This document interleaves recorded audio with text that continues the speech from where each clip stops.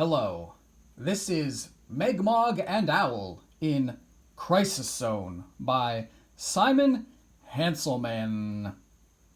I first learned about Megg, Mogg Owl through 4chan, I'm pretty sure it was. People would post one panel reaction images, or they would post one or two pages from the comic. And it's been around for a few years, but this is the most recent volume, and this is my first foray into one of the proper books. And I got a lot of mixed feelings about it, to be honest. A big part of me thinks that it's more effective and more potent as just sort of one panel reaction images. This book was originally serialized on Instagram from March 2020 to December 2020, and it's all sort of dealing with the pandemic and all the stuff that was going on last year, the madness. And alright, so I'll try and talk about what I liked about it first, and then what I didn't like about it. In the same vein of, it sort of works better as one panel reaction images. There's lots of visual gags. Like almost every panel is kind of a visual gag. Like the real sort of I was real charmed by the sort of simplistic, I'm a 15-year-old with colored pencils type of art style. Like we're drawing on our notebooks in history class when we should be paying attention, but we're drawing these goofy characters instead. And that's very charming. There's lots of funny sort of gross out stuff. Everybody's always crying and bleeding and putting stuff up their butt, and it's vaguely Ren and Stimpy type stuff, and that's sort of funny. I like a good goof. I like a good laugh. But okay, so here's what I didn't like about it, I guess. I guess there's not, I don't know. I don't want to be like too mean or hard about it, because it's generally likable. There's a general likable atmosphere from it.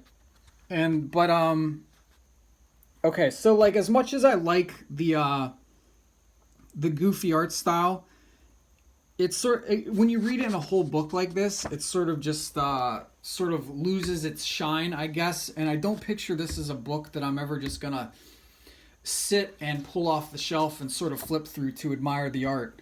As much as I like, again, there's just some natural gags in the very sort of goofy art style, but like, I don't know, it's not something that's necessarily gonna resonate with me or that I'm gonna take to heart. Another thing is like, so as funny as it is, or as many times as I might laugh or like read a goof or a gag that I laugh at, it's so entrenched in like social media that it's almost like a moot point. Like these are just, I don't know, a lot of this sort of felt like just sort of reading a visual play-by-play of Twitter for the last year. And as much as the book, we're all sort of agreed that social media causes fucking some sort of mental illness, both individually and as a society. It's not just mental, it's just like a spiritual death. Social media, Twitter, Instagram, it's just spiritual death. And even despite this being serialized on Instagram, I guess I didn't expect it to be that enshrined in like current events or current events from a year ago. Another thing is, and this is probably going to just sort of devolve into my own personal political opinions, it's going to devolve into a political screed, I guess, at some point, but a lot of this book felt kind of safe to me. As much as it's sort of like tries to walk the line politically, it's sort of there's the woke Antifa's messing up the place, and it's says like, people are too woke on social media, blah blah blah. As much as it like tries to walk the line, it still sort of like has this thing of like, I don't know. Again, this is a lot of this is just personal, but like a big type of person that sort of bothers me is like, I'm the good lefty. I'm not woke like those other people. I believe in trans rights and the BLM movement, but I'm not like those other super woke people. I'm not like those people that I helped empower for the last 5 years, you know. I don't like the idea that, like, maybe I'm making a lot of assumptions about this guy's politics, but, you know, he lives in Seattle, he's a cross-dresser, it sort of says some of it in this book, but I assume the guy's just like a left-leaning type guy. And I get the sense that, like, a lot of the things that he's saying, like, as much as he might, like, spoof or lampoon the woke people, or however much he might spoof the Antifas or whatever, I still feel like he's sort of just, the reason he's able to do that is because he's one of the right people who are allowed to do that. He has the right beliefs in the first place, so that's how he gets away with sort of satirizing those types of people. I don't know. I could be completely mistaken, but that's just sort of the vibe I get. I don't know. This idea that, like, the people who caused so much torture are then the ones who, like, are allowed to say when it's gone too far. I don't know. That's just sort of stupid and silly to me.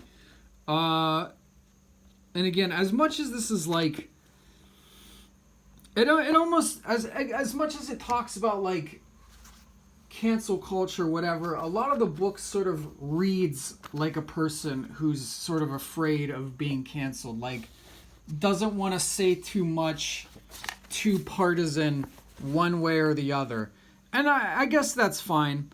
Like, you know, maybe that's not the intent. Maybe that's never the intent for this person. Like, maybe they just want to have some light goofs with some light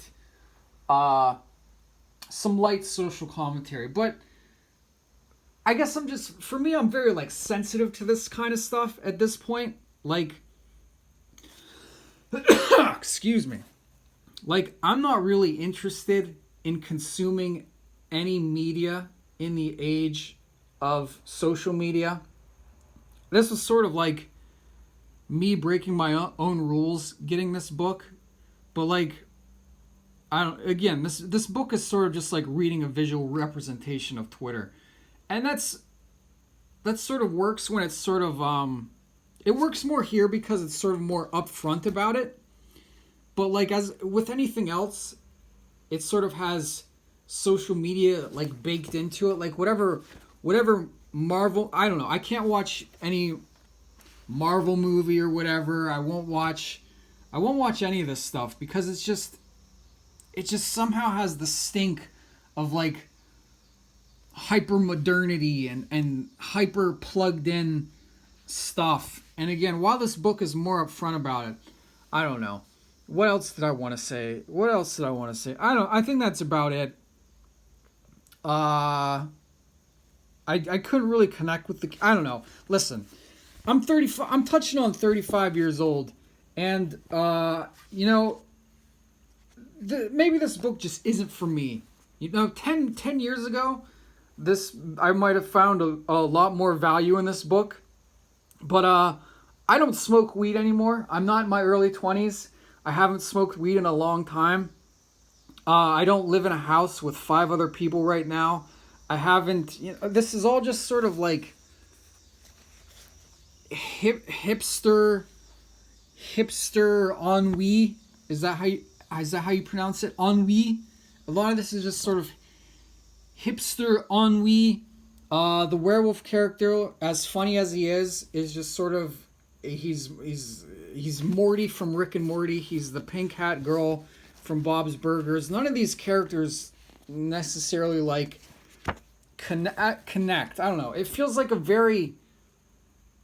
I appreciate it for, like, how personal it is. Not personal as in, like, super confessional or emotional, but like, I don't know. It seems very just very a very personal piece of work, and the guy's, you know, his likability comes across. You know, I'm sure he's a very likable person to have a beer with, but I don't know. Again, for me, who's just like doesn't want any part of any of this stuff, who you know, I'm as tribalistic as anybody else at this point. And when you know, for everything in this book I read that was like, haha, that's funny, I agree with that. You know, when there's another thing that's just like, that causes you some sort of existential worry, I don't know really what I'm getting at. This book just, I guess it wasn't for me, really. I don't know. Nothing new is really for me. Nothing this with its finger on. I don't know. I think I've said all I'm gonna say. That all. Okay. Goodbye.